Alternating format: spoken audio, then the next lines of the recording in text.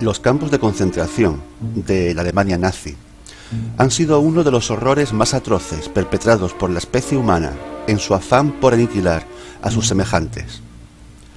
Millones de personas inocentes dejaron la vida en ellos hasta que la guerra en Europa estuvo a punto de su final.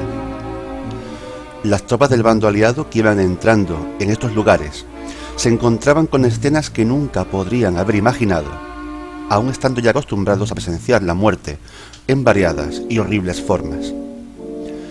El impacto psicológico para aquellos hombres fue enorme, y como veremos, las reacciones ante tal impacto fueron diversas.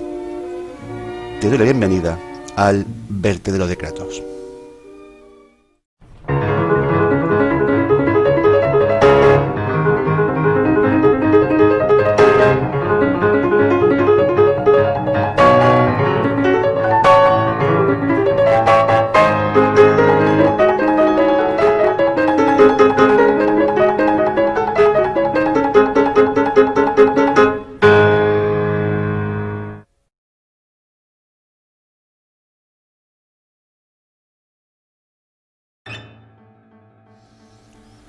El campo de concentración de Dachau, cercano a Múnich, es uno de los más conocidos de cuantos existieron, tanto porque fue el primero en abrirse, en marzo de 1933, como por permanecer activo hasta el final de la guerra, pasando a ser campo de exterminio y siendo escenario de macabros experimentos y de toda clase de horrores.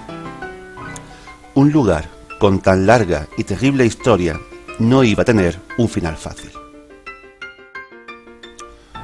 En abril de 1945, el comandante de las SS, Heinrich Himmler, había dado orden de que los campos no debían ser entregados a los aliados bajo ningún concepto, pero al mismo tiempo también se ordenaba que las fuerzas de las Waffen-SS con mayor capacidad combativa se retirasen a reductos en los Alpes para preparar una resistencia eficaz.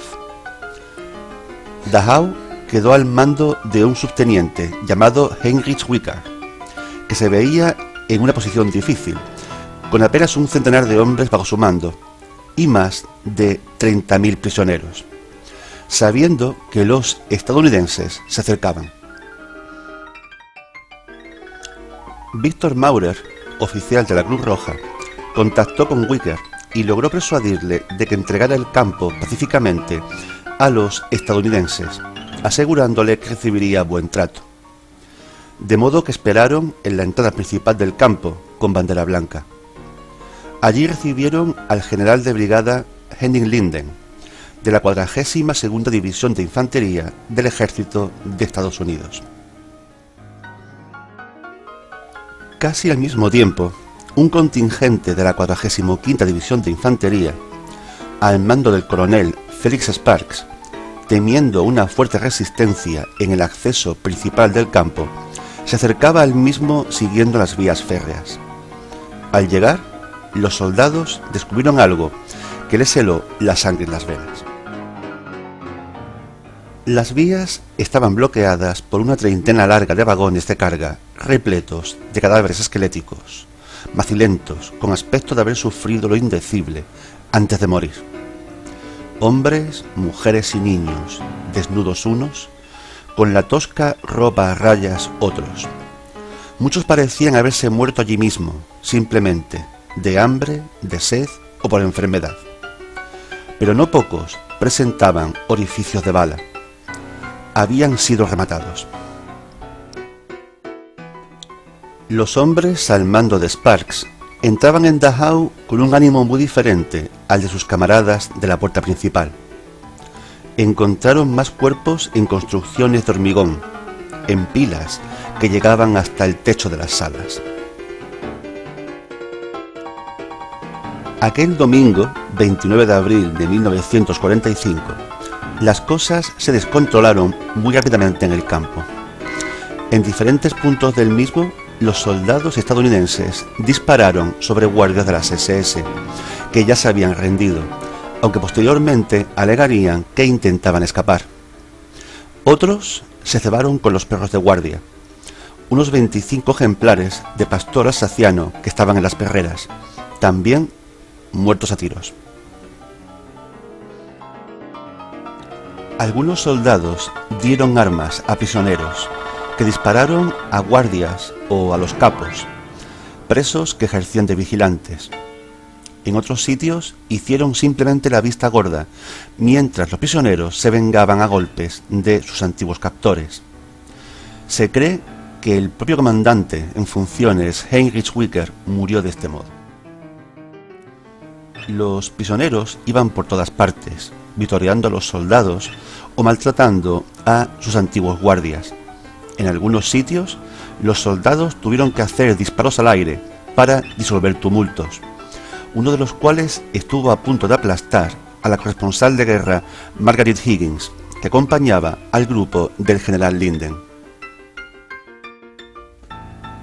Viendo el cariz que cobraba todo aquello, el propio Linden trató de ponerle fin y recriminó a un grupo de soldados, llegando a golpear a uno de ellos, ante lo cual, según algunos testigos, el coronel Sparks sacó su pistola y apuntó a su superior, amenazándolo con volarle la cabeza si volvía a hacer algo así. Otras versiones afirman que solo lo amenazó de palabra, pero en cualquier caso se trató de una insubordinación muy grave.